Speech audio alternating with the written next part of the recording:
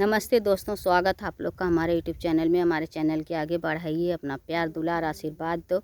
एक गीत गाने जा रहे हैं, हमारी गीत कैसी लगी कमेंट बॉक्स में ज़रूर बताना।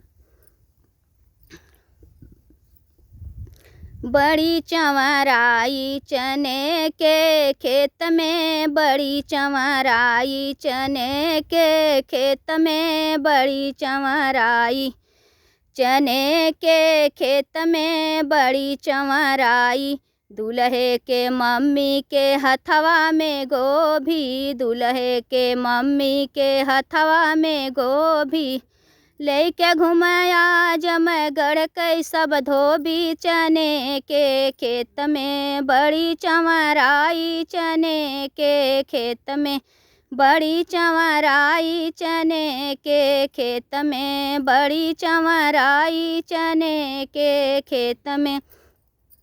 दूल्हे के चाची के हथवा में आलू, दूल्हे के चाची के हथवा में आलू, दूल्हे के चाची के हथवा में आलू, दूल्हे के चाची के हथवा में आलू।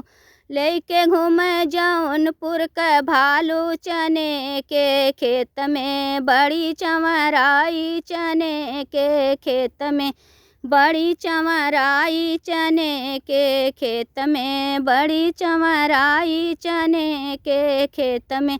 दूल्हे के दीदी के हथवा में डंडा, दूल्हे के दीदी के हथवा में डंडा, दूल्हे के दीदी के हथवा में डंडा। लेके घूमे गाजीपुर का लावंडा, चने के खेत में, बड़ी चंवराई चने के खेत में, बड़ी चंवराई चने के खेत में, बड़ी चंवराई चने के खेत में।